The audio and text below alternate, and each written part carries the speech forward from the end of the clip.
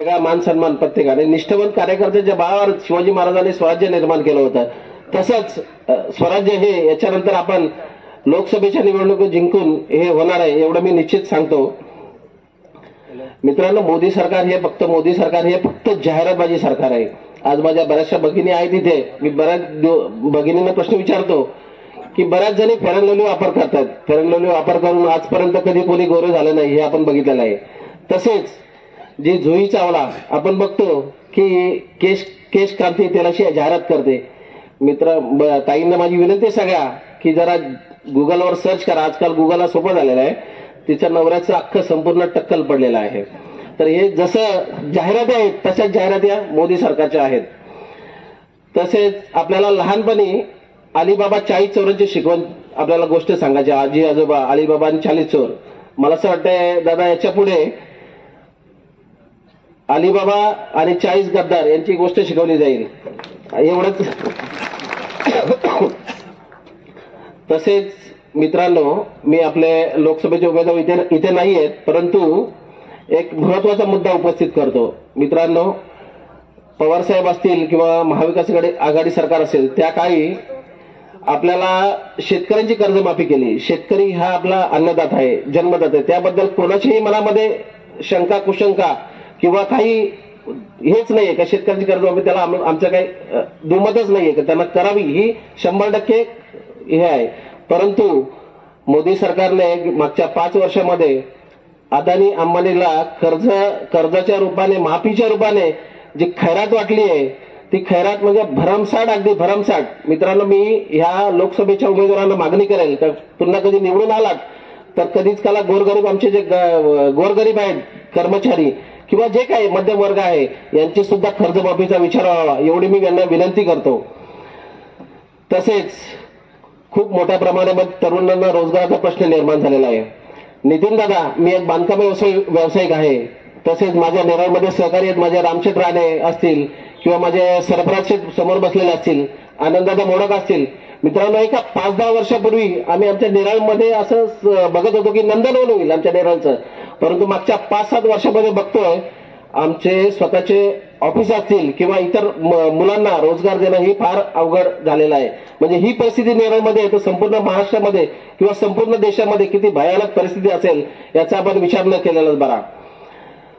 तसेच आता ह्या आपल्या लोकसभेला ठाकरे आणि पवार हे आपल्या महाराष्ट्रातील बलाढ्य 2 घराणे आहेत. मित्रांनो, या 2 घराण्यांना वाचवायचं असेल तर आपल्याला नक्कीच या मोदी शहाला आपल्याला इथून महाराष्ट्रातून हद्दपार केल्याशिवाय पर्याय नाहीये.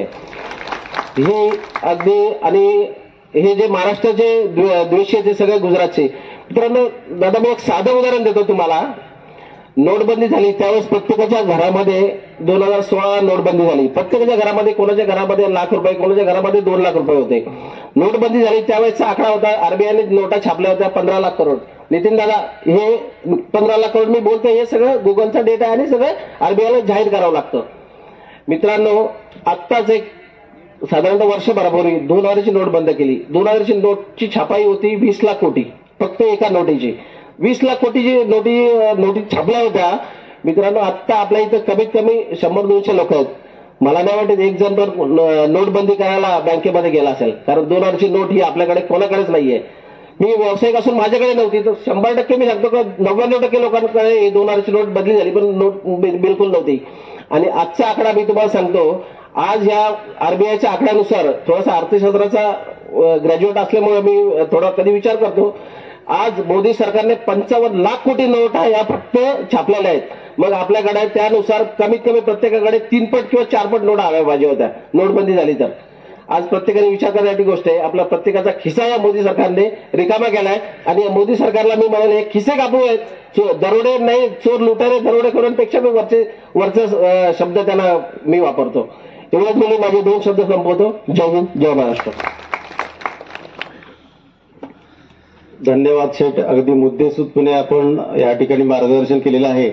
मी मान्यवर आणि उपस्थित सर्व पक्षाच्या पदाधिकाऱ्यांना एक सांगतो की आमच्या शिवसेना पक्षाचे तालुका संघटक श्री बाबूशेठ घारे हे उपचारानिमित्त हॉस्पिटलला आहेत. त्यांना या बैठकीला खरोखर यायचं होतं, परंतु ते आज या ठिकाणी आलेले नाहीत. त्यांनी मला 5 वाजता मेसेज केला की वकील साहेब तुम्ही माईक हातात घ्या आणि माझा मेसेज लोकांपर्यंत आणि पाहुण्यांपर्यंत द्या की मी त्यांचं मनापासून स्वागत केलेलं आहे. मला खरं तर यायचंय, जमलं तर मी 9 वाजता ह्या मीटिंगला येईल असं मला त्यांनी मेसेज केला. म्हणून मी आवर्जून उपस्थित सर्वांना हा किस्सा सांगितलेला आहे. यानंतर मी अध्यक्ष डॉक्टर संतोष सदावर्ते साहेब, डॉक्टर सेलचे अध्यक्ष, यांना विनंती करतो की त्यांनी आपलं थोडक्यात मनोगत व्यक्त करायचे. सन्माननीय व्यासपीठ, उपस्थित माझ्या समोर बंधू आणि भगिनींनो, आज लोकसभेची निवडणूक लागली आहे. त्यामुळे आपल्या प्रत्येकाचा हा अधिकार आहे, प्रत्येकाचं कर्तव्य आहे, प्रत्येकाने घराच्या बाहेर जाऊन मतदानाचा हक्क बजवायचा आहे. एवढं आज या प्रसंगी मी सांगतो. विश्वाच्या गतिमान रथाची चाकं गावकुसाच्या विशी बाहेर थांबलीच कशी? कोण होता तो? कोण होता तो? अक्षय चांदण्याचे श्वास शब्दात भरून मुक्या अनाथांना वाचा देणारा कोण होता तो? आज ही रायगड भूमी खरोखरच खूप पुण्यवान भूमी आहे. आज आपण इथं जन्माला आलो या रायगड जिल्ह्यामध्ये. खरोखरच आज मला भाग्य वाटते, कारण या रायगड जिल्ह्यामध्ये असे काही व्यक्ती जन्माला आले. रायगड जिल्ह्यामधून, रायगड किल्ल्यामधून संपूर्ण महाराष्ट्राचा कारभार चालवला जात होता. ते म्हणजे वंदनीय आमचे छत्रपती शिवाजी महाराज, ज्यांनी खरोखरच दीनदुबळ्या लोकांची सेवा केली, सर्वांना समान न्याय, समान हक्क पद्धती दिली, शेतकऱ्यांना शेतकऱ्यांचे प्रश्न उद्भवू दिले नाही, प्रत्येकाला समान न्याय हक्क दिला. तसेच चौदार तळ्यावर डॉक्टर बाबासाहेब आंबेडकरांनी जो पाण्यासाठी संघर्ष केला, तो केवळ पाण्यासाठी नव्हता, तो समानतेसाठी होता. का सर्वांना समान वागणूक दिली पाहिजे हे संविधानातून सगळ्यांनाच माहीत आहे. तसेच सह्याद्रीच्या पर्वत रांगेमध्ये चिरनेर गावामध्ये नाग्या कतकरी या समाजाचा माणूस, खरोखरच आज मला अभिमान वाटतो, कारण आदिवासी समाजाच्या माणसाने ब्रिटिशांविरुद्ध हा लढा दिला होता, कारण आपले हक्क आपल्याला मिळवण्यासाठी. कारण इंग्रजांनी त्या काळामध्ये जमिनी हिसकावून घेतल्या होत्या, सर्व कर त्यांच्यावर लादले होते, त्यांच्याकडून कामं करून घेत होती, पण त्या बाबतीत मोबदला दिला जात नव्हता. अशा पद्धतीचं सरकार आपल्या समाजामध्ये वाढत चाललंय. हे मोदी सरकार असंच ब्रिटिश सरकार सारखं आहे. तसेच आज खरोखरच नेरळ आणि मानवली परिसरात आपले आदरणीय हिराजी पाटील, खरोखरच खूप अभिमान वाटतो, त्यांनी पण ब्रिटिशांविरुद्ध खूप मोठा लढा दिला. आज भाई गोतवाल यांनी पण खूप मोठा लढा दिला ब्रिटिशांविरुद्ध आणि सर्वांना समान न्याय मिळवून दिला. खरोखरच खूप अभिमान वाटतो या रायगड भूमीचा. तसेच आज राम मंदिर झालं, खरोखरच खूप अभिमान वाटतो. राम हा आपल्या प्रत्येकाच्या हृदयामध्ये आहे. असा भारतामध्ये कोणताच मनुष्य नाही का त्याच्यामध्ये रामाची श्रद्धा नाही. आज खरोखरच आनंद वाटतो. पण जे राम मंदिर झालं, तिथं कोण आदिवासी दीनदलित माणूस कोण दिसला नाही. राम मंदिर उद्घाटनाच्या दिवशी तिथं सर्व फिल्म स्टार, मोठमोठे क्रिकेटर, बिझनेसमॅन, अदानी आणि अंबानी दिसले, पण माझा गरीब माणूस आणि शेतकरी कामगार हा तिथं दिसला नाही. म्हणून आज संपूर्ण देशामध्ये हा भेदभाव चालू आहे. ठीक आहे, आज 10 वर्ष झाले मोदी सरकार येऊन, ठीक आहे, त्यांनी त्यांची सत्ता चालवली, पण दुःख एवढं वाटतंय का आज माझा शेतकरी भरकटत चालला आहे. कामगारांचे प्रश्न उपस्थित आहेत. सर्वात महत्वाचं म्हणजे आरोग्याचा प्रश्न अतिशय दैनंदिन झाला आहे. आज केएम आणि जे रुग्णालयासारख्या दवाखान्यामध्ये गेले असता अक्षरशः 50 ते 60 हजार रुपये खर्च केला जातो आणि सांगितलं जातं मोफत आरोग्य सेवा पुरवली जाते. साध्या सरकारी दवाखान्यामध्ये गेल्यानंतर थोडं खर्चलं तरी पुढे पाठवलं जातं उल्हासनगरला, अलिबागला. तर गरीब लोकांनी करायचं काय? तसेच डिलिव्हरीचे मोठे प्रश्न उपस्थित आहेत. माझ्या गरीब बंधू माता भगिनी आज सरकारी दवाखान्याच्या बाहेर बसून रात्रंदिवस बसतात आणि शेवटी सांगितलं जातं तुम्ही पुढे जा उल्हासनगरला.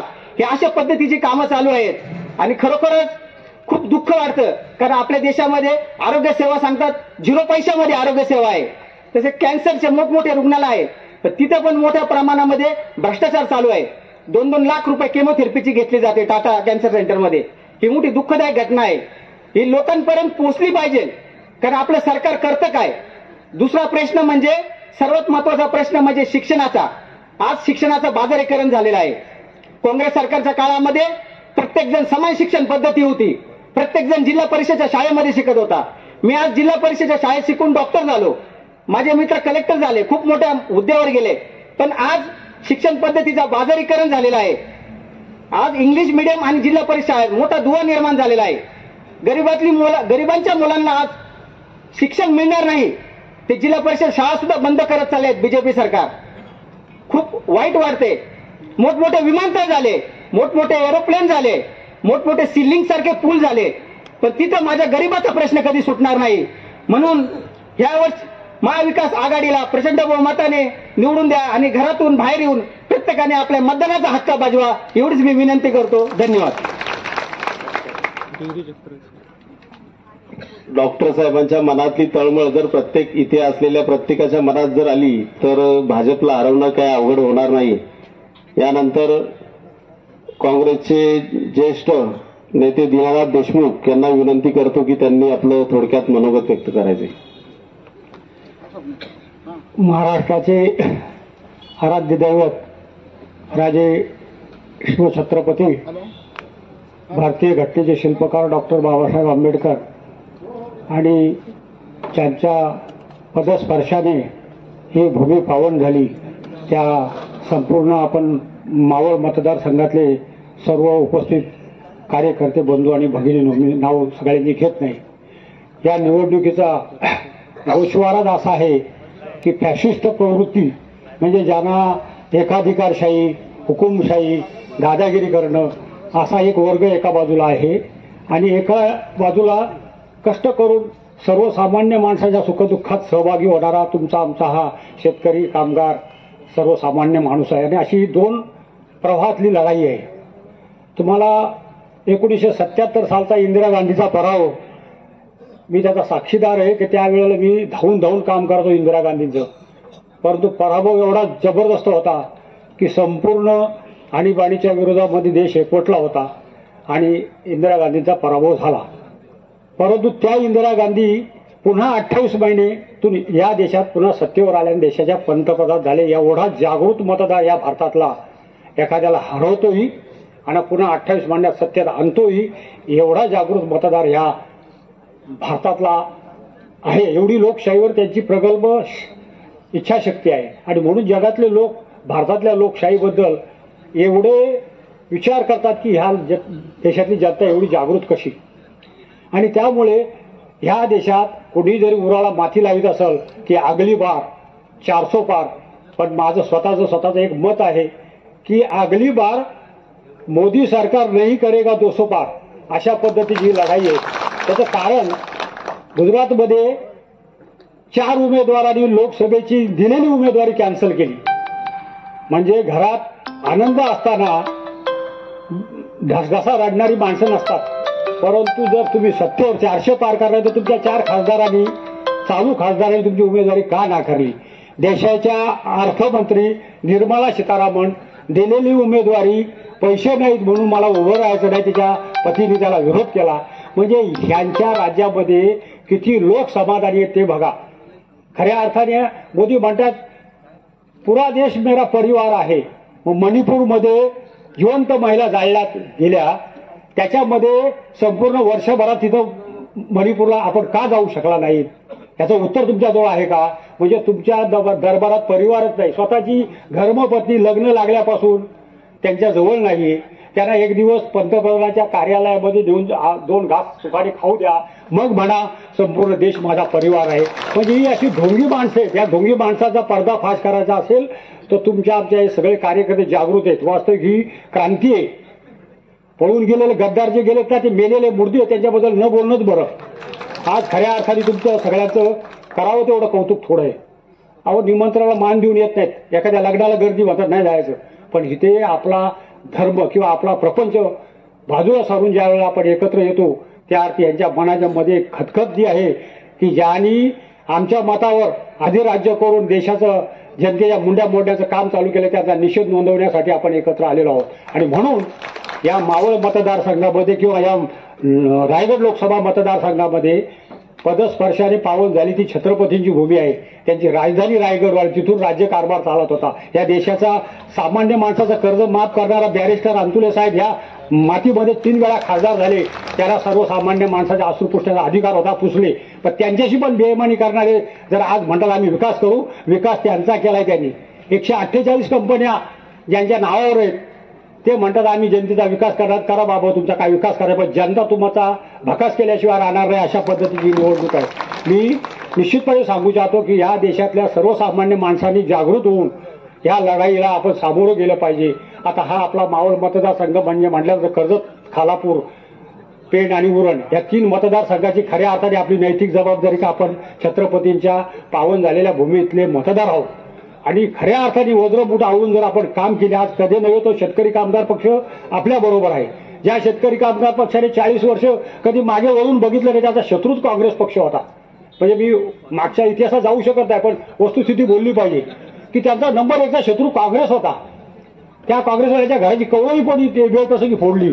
पण आज त्यानं समजलं की आपला शत्रू काँग्रेसच नव्हता, आपला शत्रू हे महारोगीच होते की ज्यांनी संपूर्ण 12 वर्ष जिल्हा परिषद ठेवण्यासाठी गस कातकराला भाजपाच्या जिल्ह्यातल्या सदस्याला सभापती म्हणून 12 वर्ष ठेवला होता.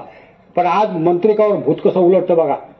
आज ते सगळे लोक आपल्याला खायला निघाले आणि म्हणून जयंत पाटलांनी हा पुरोगामी विचार हाताशी धरून पहिला तटकरेचा पराभव करणारच इथे ते जाहीर भूमिका घेतलेली आहे. आणि इथे पण आम्ही सांगतो का शेतकरी कामगार पक्षाचे नारायण डामशा असो, राम राणे असो किंवा आमचे सुरेश भाऊ ठोकरे असतील की ज्यांना जिल्हा परिषद अध्यक्ष ज्या पक्षाने दिले त्या पक्षाच्या दडपणाखाली किंवा त्याची इमान राखण्यासाठी ते आज आपल्या बरोबर आहेत. आणि ज्यांनी 10-10 वर्ष घरात 4-4 आमदार खादा आपल्या ग्रामपंचायत सदस्य होता येत नाही.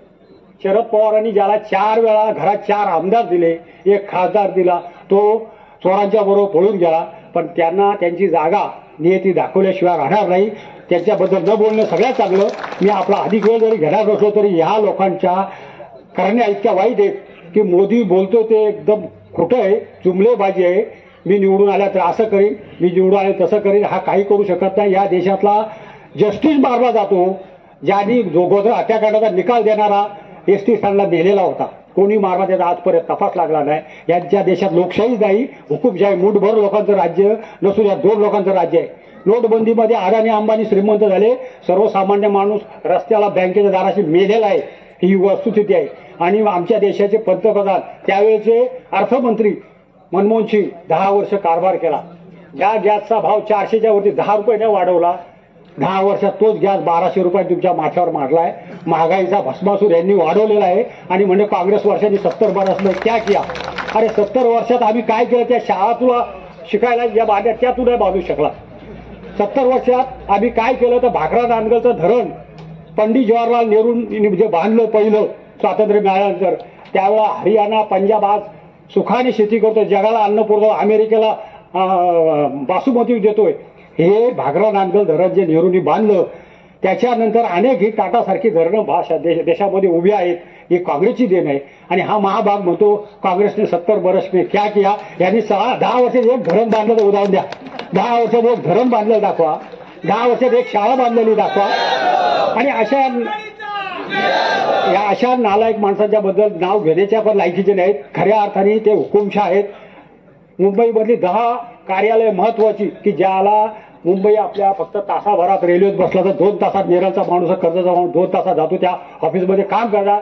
त्याला आज गुजरातला जावं लागेल. तुम्हाला एक महत्वाचा कागदपत्र आणाल. 10 कार्यालय गेलीत.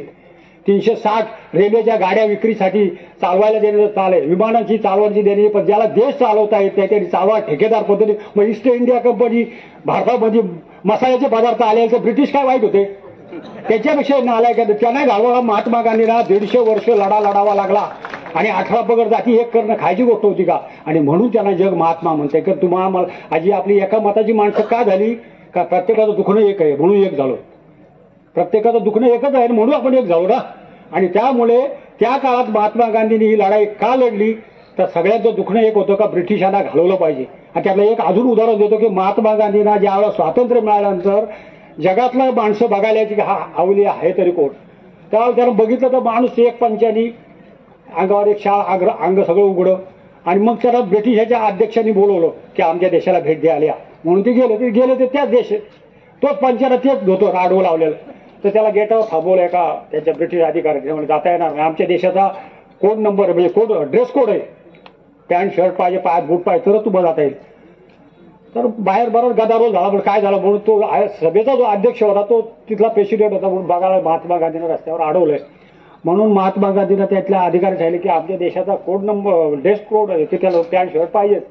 तर म्हणला माझ्या देशाचा तुमच्या देशात ड्रेस कोड आहे, पण तो आमच्या देशातल्या हरेक माणसाच्या अंगावर तुम्ही ठेवलाच जा 150 वर्षात. आणि म्हणून मी आहे तो ड्रेसच घालून आलेलो आहे. तुम्हाला मला बोलवायचं असं तर बोला. शेवटी सन्मानाने त्याला तिथे साध्या पंचाने तिथे घेऊन बसवला. म्हणजे अशा ब्रिटिशांना हाकलण्याचं काम ज्या महात्म्याने केलं ते ह्यानं घालवायला किती टाइम लागणार हे जाणारच. आणि मी तुम्हाला आज पुन्हा एकदा सांगतो की ते जे म्हणतात ना अगली बार 400 पार, मी सांगतो भारतीय जनता पार्टी 200 नाही करेगा पार हा नारा तुम्ही प्रत्येक गावागावामध्ये द्या.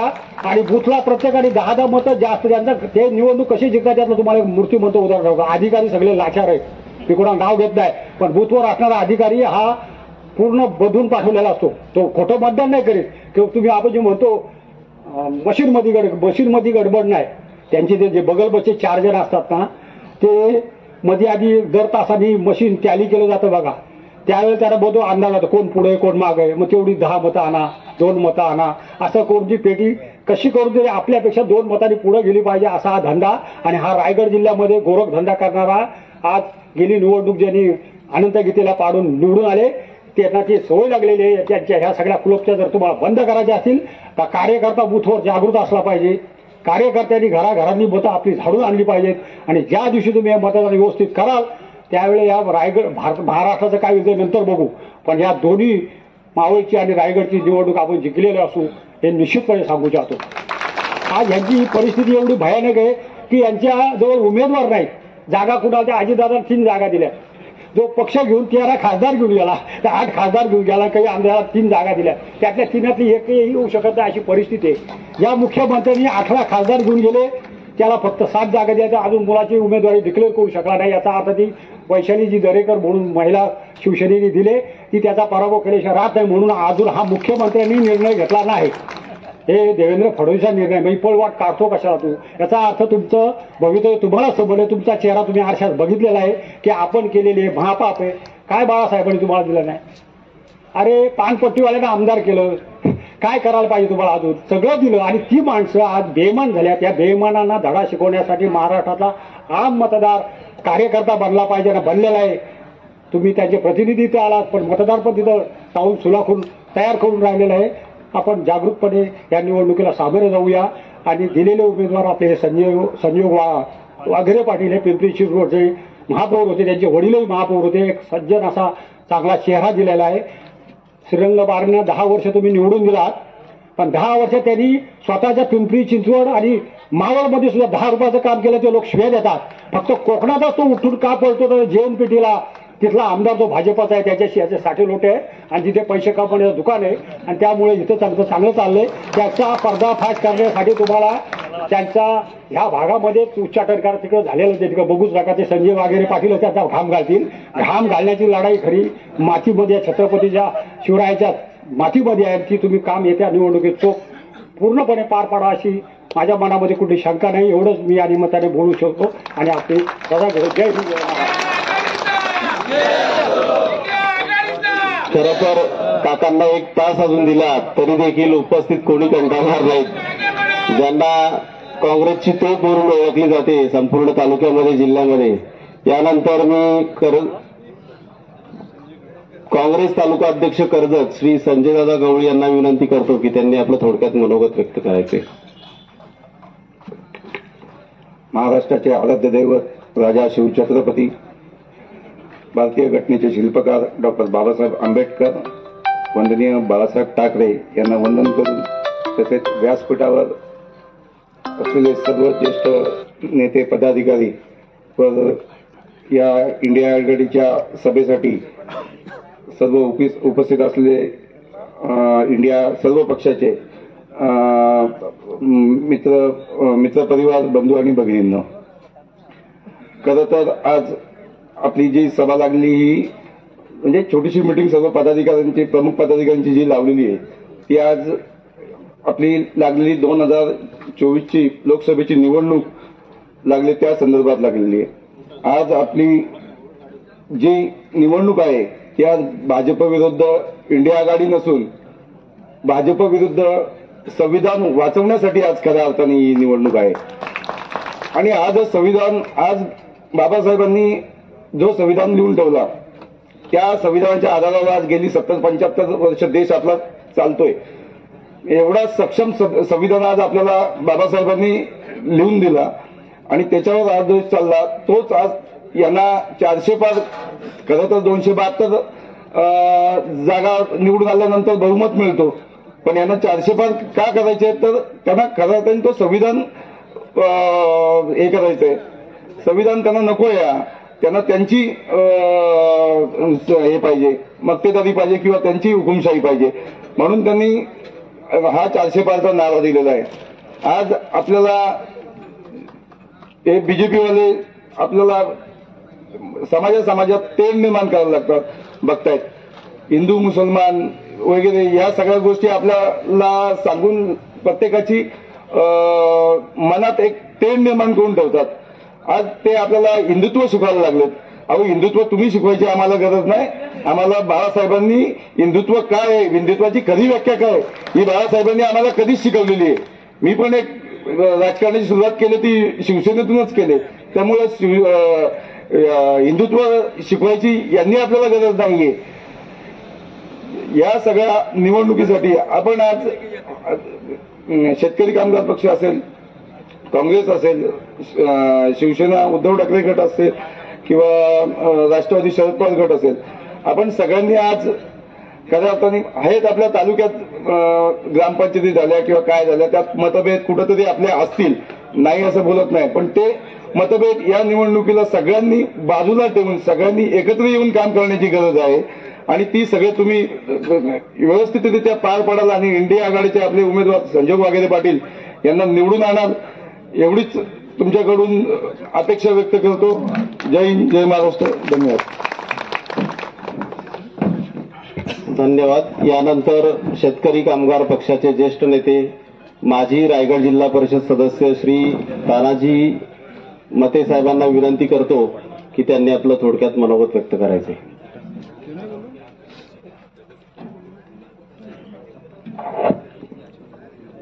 महाराष्ट्राचे आराध्य दैवत शिवछत्रपती भारतीय घटनेचे शिल्पकार डॉक्टर बाबासाहेब आंबेडकर यांच्या स्मृतीचं अभिवादन करून आजच्या या आपल्या महाविकास आघाडीच्या प्रमुख कार्यकर्त्याच्या बैठकीत उपस्थित असणाऱ्या सर्व सन्माननीय व्यासपीठ समोरील सर्व कार्यकर्ते बंधू आणि भगिनी, बऱ्याच जणांची बरेच वक्त्यांनी इथे आपलं मनोगत व्यक्त केलेलं आहे.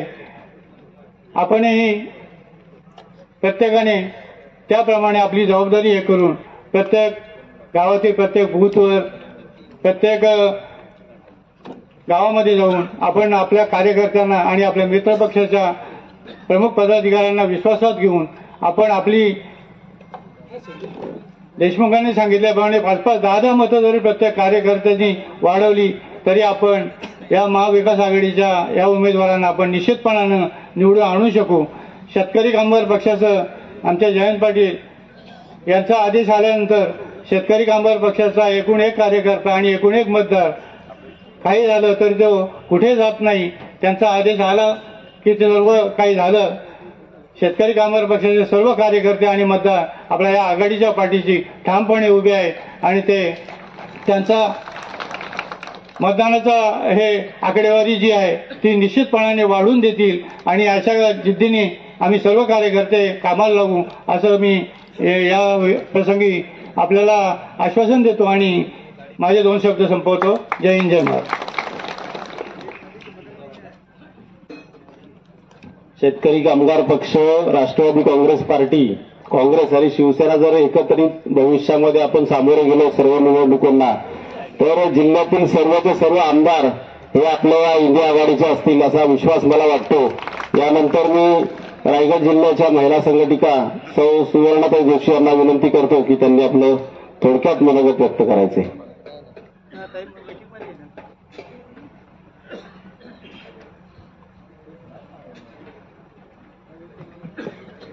नमस्कार. आपण सगळे का एक आलोय? आता सगळ्यांनी आपल्याला बऱ्याच जणांनी सांगितलं की आपण का एकत्र आलोय.